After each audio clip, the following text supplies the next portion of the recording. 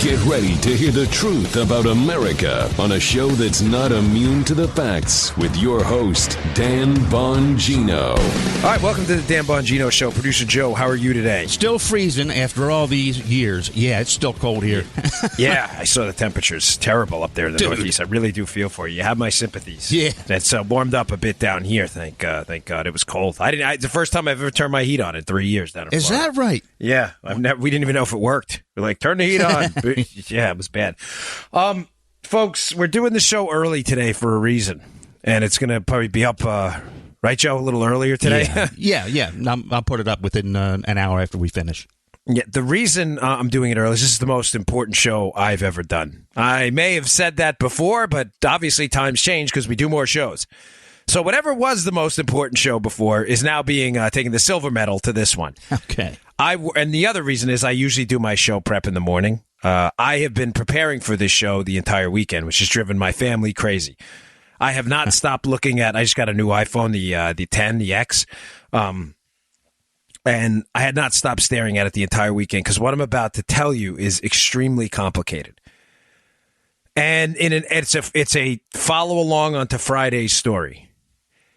Onto Friday's story about the biggest scandal in American history, which is the smokescreen of the Trump-Russia investigation to uncover a corrupt spying scandal by the Obama administration. Now, none of that is particularly new news, especially if you listen to Friday's show. You may be saying, well, were you going to do Friday's show again? No.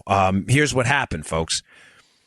I was sent to a couple of websites, and I received a call this weekend from someone, let's just say, who's a source, who gave me some information I did not have on Friday, which leads me to believe this story that I'm about to tell you is even more disturbing.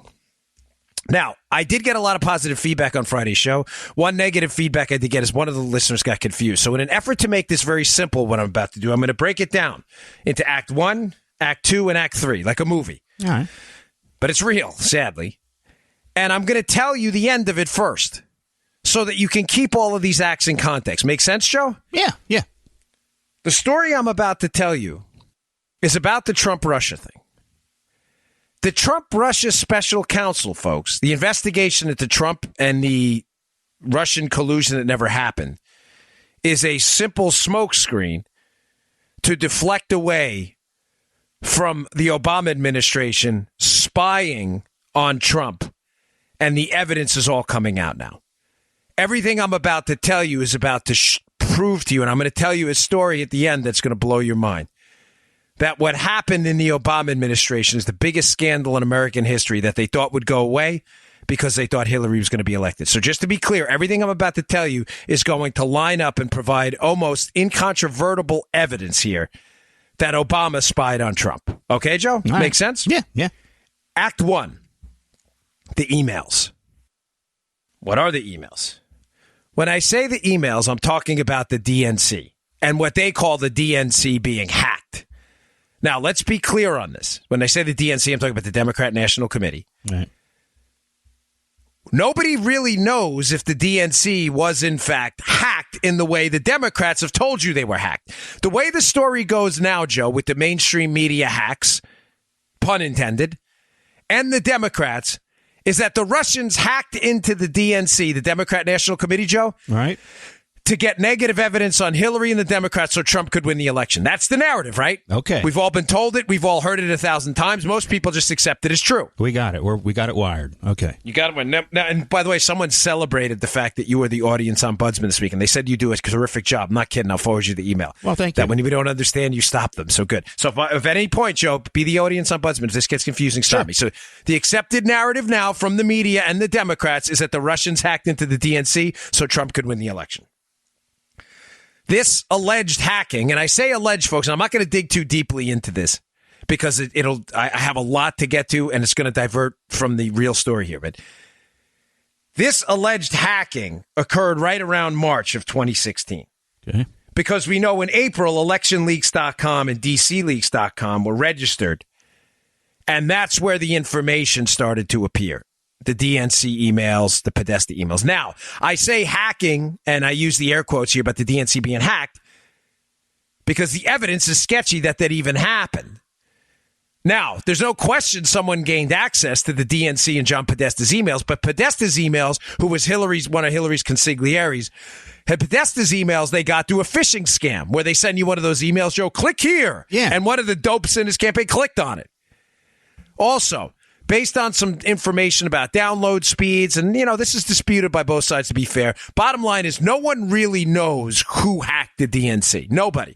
If someone tells you they do, they're lying. There's evidence that someone involved in Ukraine may have done it, that someone involved in Russia may fit some kind of pattern, but that nobody knows how it was hacked. Also, keep in mind, right around that time, conveniently, Joe. Yes. And that, please take a note on this, folks. I'm just saying, I'm throwing this out there. Conveniently at that time, the House IT scandal was blowing up.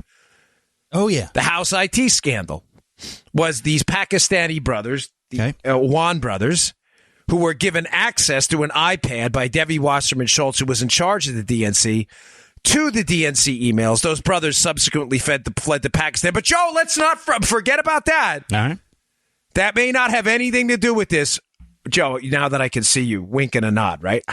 May not have anything to do. Folks, again, I'm being serious. I don't know that the Awan brothers had anything to do with it. I'm just saying that right around that time is when they were given access to the DNC emails that were, Joe, according to the media, hacked by the Russians, okay? Okay.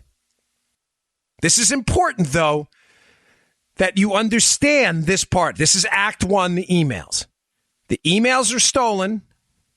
The media and the Democrats want you to believe the Russians did it. Why is that important? It's important because now Act 1 is short. It's the shortest act because it sets up Act 2 and Act 3, which are detailed. All right. Because it sets up everything in Act 2 and Act 3. The Russians did it, right? Supposedly. The Democrats need a fall guy. They need a fall guy, and they need a way to target the Trump administration. Obama hates the Trump administration. They can't stand, well, the Trump at that point campaign in 2016. Right. They can't stand them. There's already efforts ongoing at this point by political operatives, which is understandable, to attack Trump. Of course, he's running a presidential campaign. Understandable. Totally legal, by the way. You get what I'm saying? Yeah, we're good. Now, the Russian narrative that the Russians did it may have given some people with investigative and government law enforcement and intelligence powers an incentive to see if the Russians did it, what they could do to get the Trump team to bite on the Russians having the emails. You see where I'm going with this, Joe? Yeah. Yeah. How do we approach the Trump team with this Russian information? I mean, keep in mind, they don't have the Russian information. This is a myth right now that the media is propagating, that the liberals are putting out there, that the Russians did it. But they see an opening. Somebody at some point, and this is the only information I don't have for you that's conclusive or based on a very strict timeline. At some point, after this thing is hacked, someone gets the bright idea, intel, law enforcement, I don't know where, but someone gets the bright idea to start approaching the Trump team in a setup type operation. I'm being very careful with my words. Likely to approach them with this information from the Russians. Now, you may say, well, Dan, that's a big thing you're saying right now. You're saying that someone in the federal government, law enforcement, and intel may have had something to do. And I'm saying may because, again, I don't have the hard timeline. This is the Rosetta Stone. Once we find this out, this is the keys to the kingdom. Somebody gets the bright idea right after. Remember the timeline, Joe. March, the DNC is, quote, hacked. Right. April, the information starts to appear. This is 2016. Shortly after that, in June, an investigation, a counterintelligence investigation begins into Trump. We know that. The question is, was the investigation a sting, a setup on the Trump team the entire time? Where someone had the bright idea, let's go to the Trump team and say we have this Russian intel, this Russian hack intel and the DNC data, and let's see what they do with it. Does that make sense, Joe? Yeah. Now, Joe, do you have those cuts ready? We're all set. Folks, this is the most important soundbite you're going to hear I've ever put out there. Let me set this up for you. In case you're having nothing I say in this show, nothing will be open for dispute. If I have to speculate, I'll say may. The fact that an investigation, a counterintelligence investigation, was opened up on the Trump team is not in dispute. Right after the DNC, quote, hack. The question is why? What criminal activity, illicit activity, was the Trump team engaged in that the FBI, in conjunction with the DOJ, opened up the largest, most consequential the most consequential counterintelligence investigation on a presidential candidate in modern American history? Was it a sting? Was it a setup?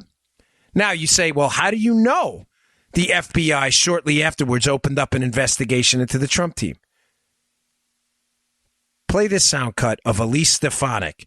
She's a congressional representative from New York, questioning Jim Comey of March in 2017 about when the investigation into Trump opened up. And I want you to pay very close attention when she asks him why he didn't notify Congress.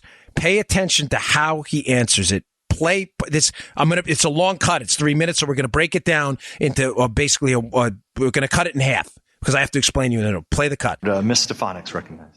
Thank you, Mr. Chairman. Thank you, Director Comey and Admiral Rogers, for your testimony today. My first set of questions are directed at Director Comey. Broadly, when the FBI has any open counterintelligence investigation, what are the typical protocols or procedures for notifying the DNI, the White House, and senior congressional leadership? There is a practice of a quarterly briefing on sensitive cases to the chair and ranking of the House and Senate Intelligence Committees. And the reason I hesitate is, thanks to feedback we've gotten, we're trying to make it better.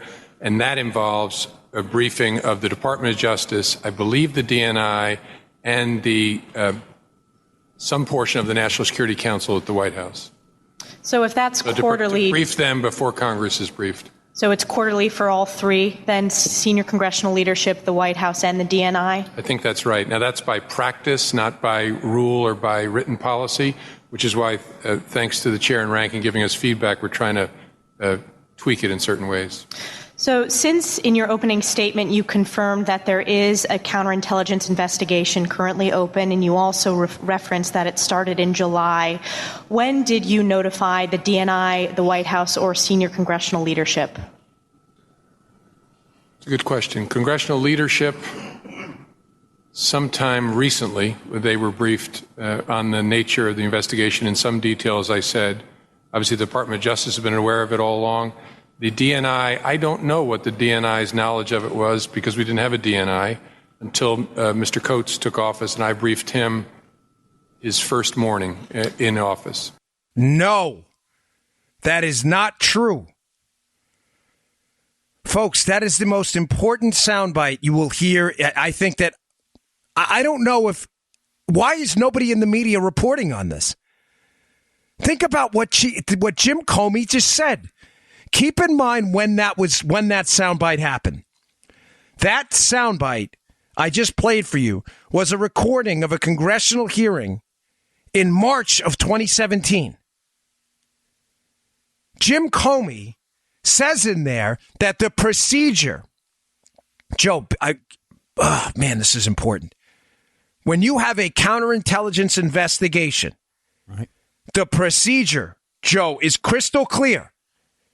He says, as a matter of practice, we notify the DNI, the Director of National Intelligence, the White House, and congressional leadership, basically the Gang of Eight that are responsible for oversight over the Bureau and these kind of counterintelligence activities. But notice, Representative Stefanik asks him, when did this start? And he acknowledges it started in July, it really started around June of 2016. But, Joe, did you hear what he said when she asked him, when did you notify Congress? He says recently. Oh. This is March of 2017. So there are two takeaways from this. Remember Act 1, the email.